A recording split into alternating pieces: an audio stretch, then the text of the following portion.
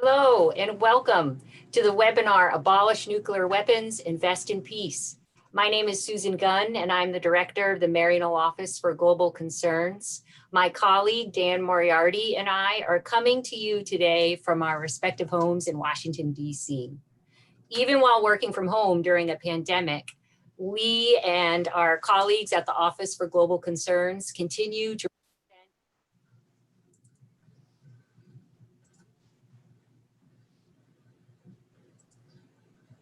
Excuse me, I had a little technical problem. I just had to fix that.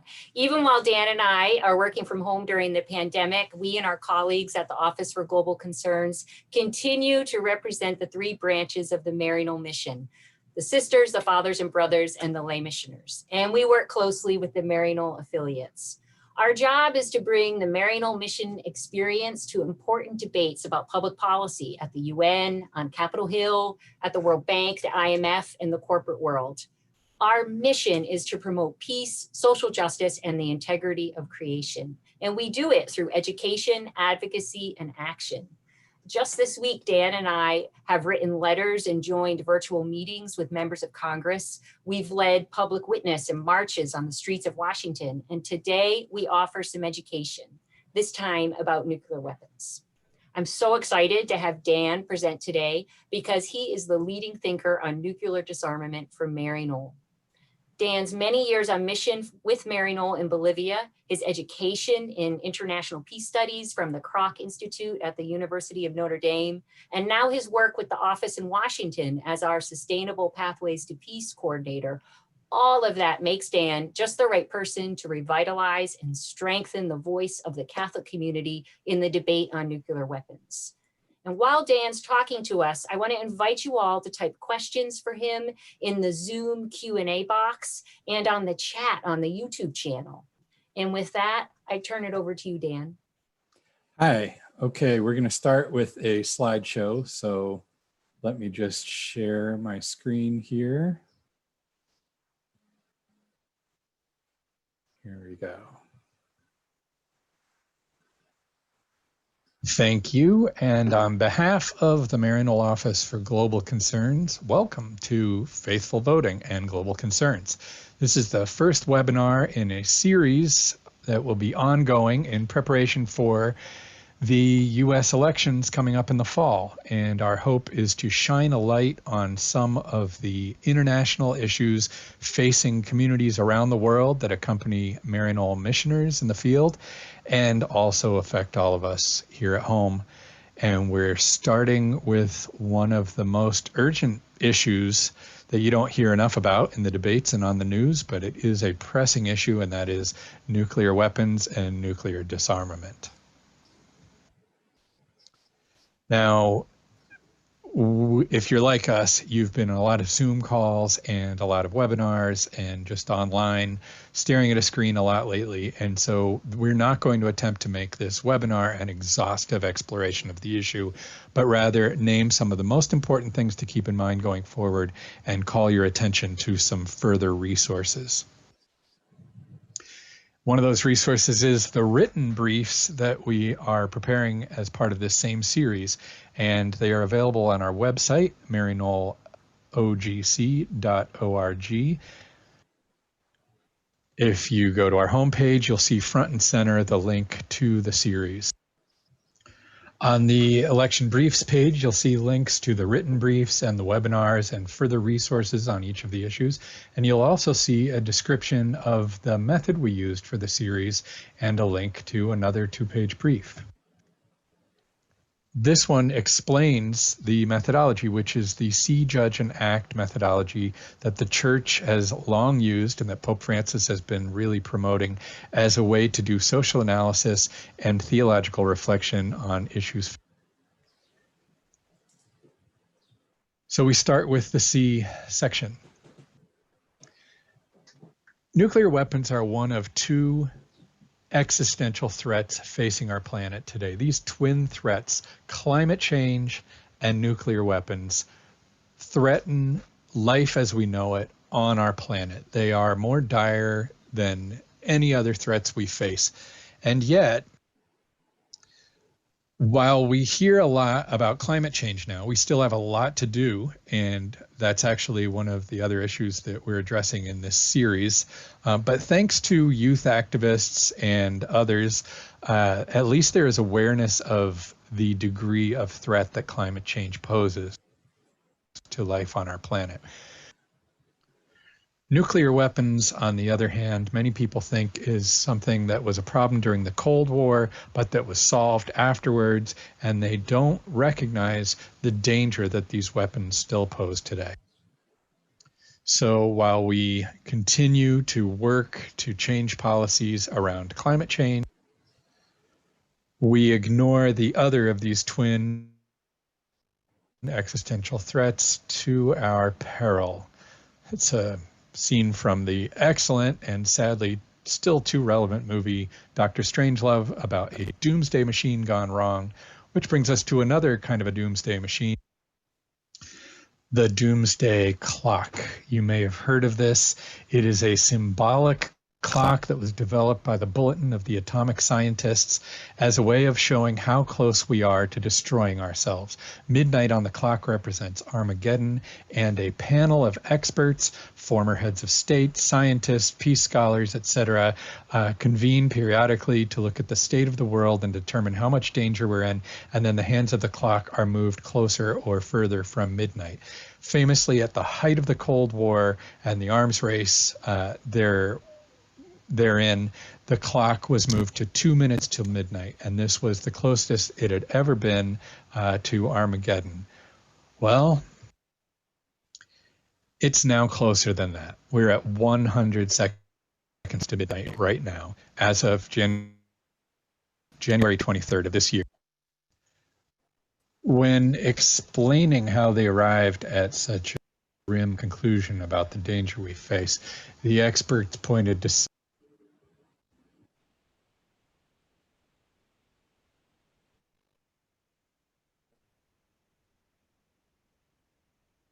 developments. First, the dismantling by leaders around the world and especially the build. Also, they see more investment in the development of new kinds of nuclear weapons, and even on U.S. nuclear submarines, the deployment of tactical or low-yield nuclear weapons, which are still massively destructive, but are actually designed to be used on the battlefield and not just with the idea of deterrence. And then they also named climate change and other technological developments that allow for things like swift spreading of misinformation across the globe and even hacking into security systems, including those that launch these nuclear weapons. In particular, they point to a number of alarming actions taken recently by the United States. For example, the Pentagon has developed plans now for a nuclear first strike. That's an alarming change in policy in which we're considering using our nuclear weapons offensively, not just defensively. The Trump administration has withdrawn from several of the most important international arms control agreements and treaties. They've also indicated their intention to continue that trend by allowing the New START treaty to lapse in February. This is the cornerstone of arms control between Russia and the United States. And if it's not signed and renewed, it will lapse just a couple weeks after the inauguration. They've also said that they may resume nuclear testing, something we haven't done in decades, which would destabilize the world even further. The government is spending vast amounts of money on these weapons instead of on things that would make us safer. The White House's proposed budget for 2021 would spend almost $50 billion on nuclear weapons, nearly a 20% increase over this year. And at the same time, they're asking for over a 20% decrease in the diplomatic budget. So less money for diplomacy and nonviolent tools to build peace, and more money for weapons that threaten us all. And the Costs just go up as we go forward. $500 billion to maintain and build our arsenal over 10 years, 1.5 trillion over the next 30 years.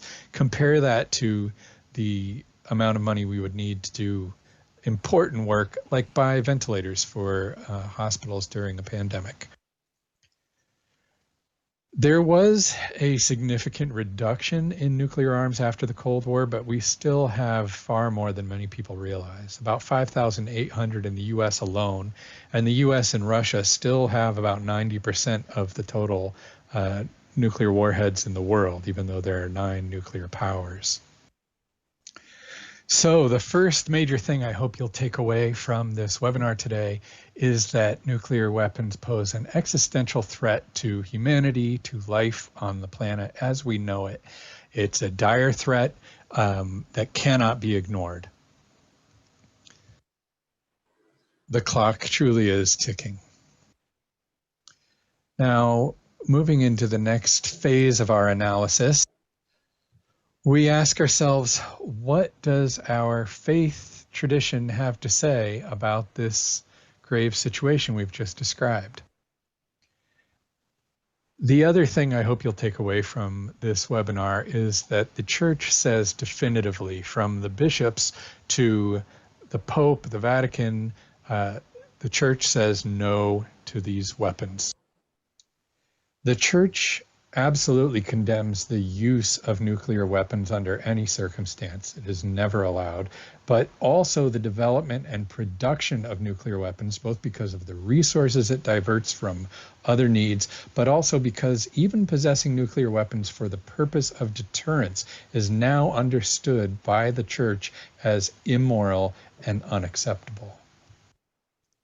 For generations, the church has taught that the vast resources that go into developing and maintaining these weapons would better be spent on integral human development, development that allows for all the conditions for a dignified life for all people, and that includes climate justice and care for our common home.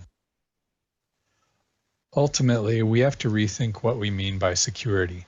We're told we need these weapons to keep us safe, but we're learning that they don't.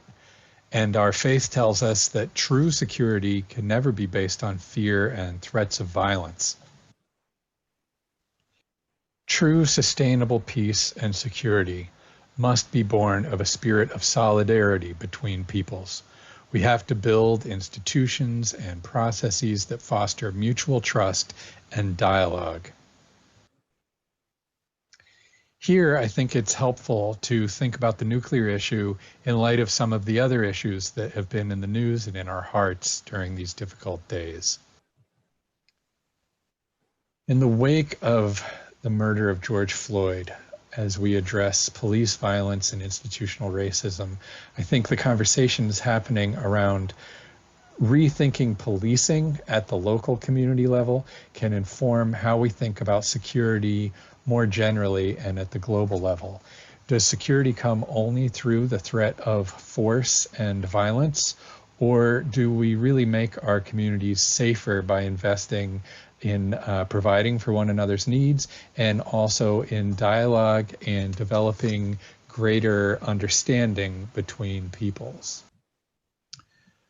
Another example of why we need to rethink security is the coronavirus pandemic. All of our nuclear weapons, our military might, did not keep us safe from the virus. And the virus has really illustrated for us how truly interconnected and interdependent we are, because if one country or one community is not able to care for themselves and defend against the pandemic, then it puts us all at greater risk. We need to work together. Greater trust, greater cooperation is the path to true security.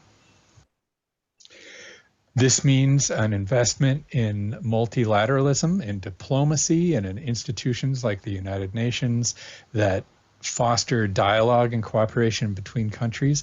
It also means investing our resources not in weapons, but in integral human development, in healthcare, and all the other things that we need to create healthy communities and healthy relationships. So, remember the headline. The Catholic Church says no to nuclear weapons.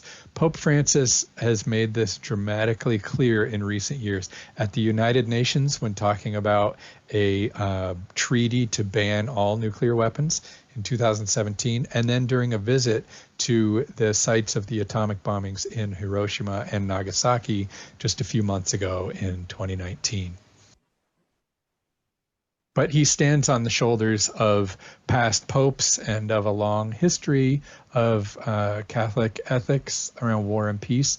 The bishops here in the United States have also written some prophetic documents on these issues, and all agree that it is time to get rid of nuclear weapons for the safety of the world and of us all.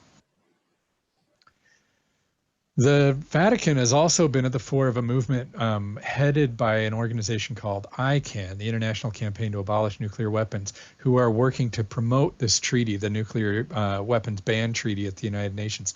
The Vatican was one of the first of 122 countries who have already ratified the treaty, but unfortunately none of the nuclear powers have. And so it's our job as Catholics to encourage our leaders to follow the Vatican's lead and so many other countries in ratifying this treaty and making concrete steps toward disarmament.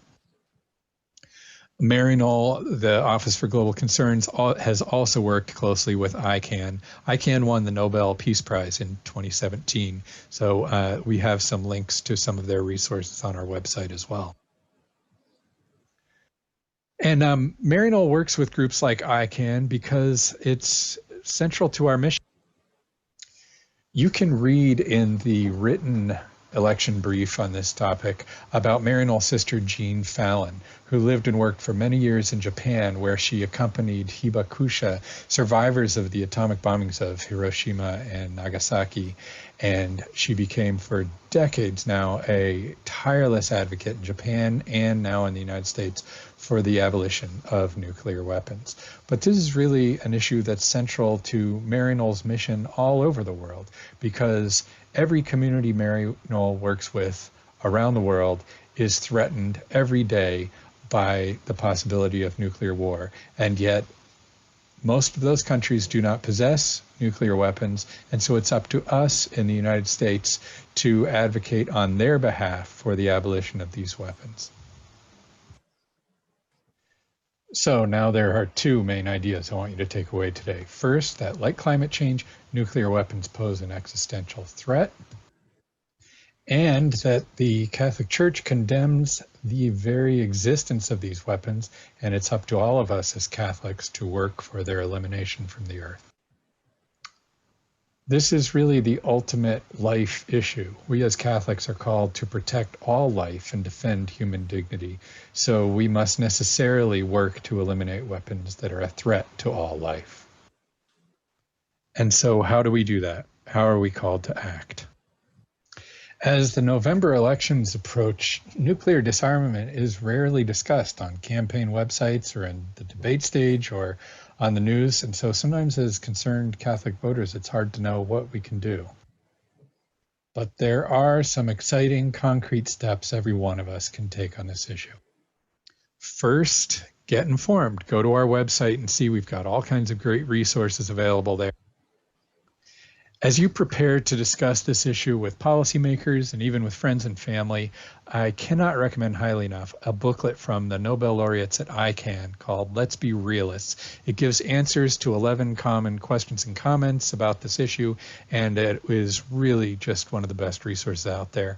And while you're there, read their good article too about the Catholic Church's leadership on advancing the nuclear ban treaty. Look too at church documents. We've got links to those both from our own U.S. bishops as one of the countries most responsible for this crisis and threat, but also the statements by Pope Francis and by previous popes on nuclear weapons.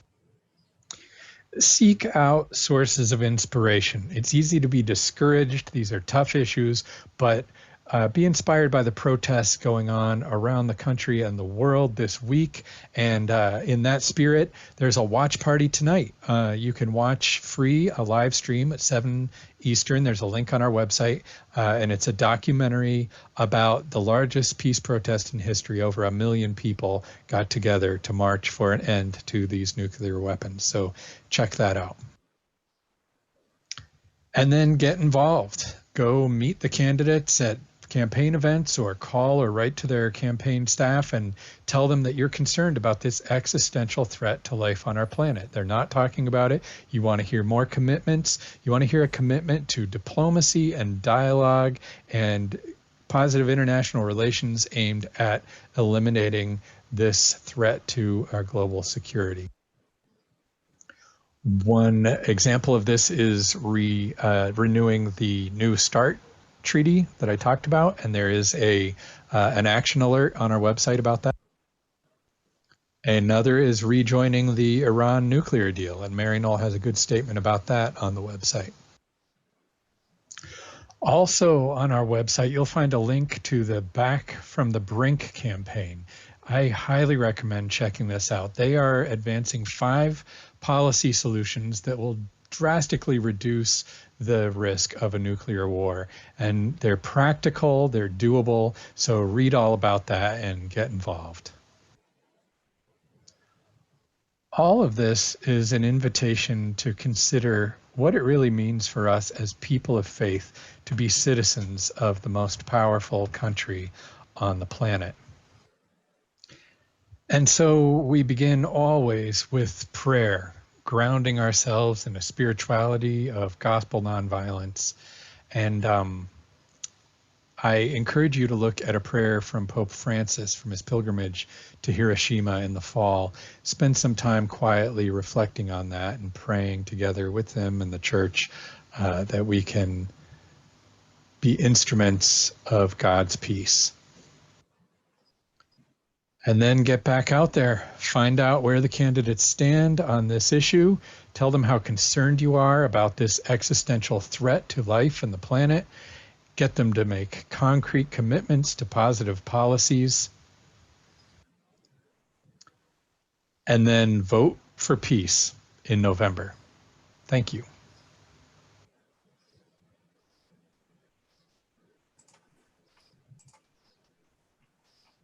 Oh, thanks so much, Dan. You raise a lot of compelling points about the evolving church teaching and the devolving of US policy on the keeping and the use of nuclear weapons. And a lot of people just don't hear about this. I'm looking at questions that are coming in on the Zoom webinar and on the YouTube chat. And one thing people really want to know is how to talk to friends and family who say, why are you bringing this up? We haven't had a nuclear war. So what's wrong with deterrence and the way that it's been? Yeah, that's a good question. The understanding of how deterrence works has evolved as we've watched what's happened in the world. And I think the idea that it's worked because we haven't had a nuclear war doesn't address the fact that we've come so close so many times, and the possibility of an accident. The experts say, as long as we have these weapons, it's a question of when, not if, that will eventually happen. Also, they haven't kept us safe. Nuclear powers have been attacked.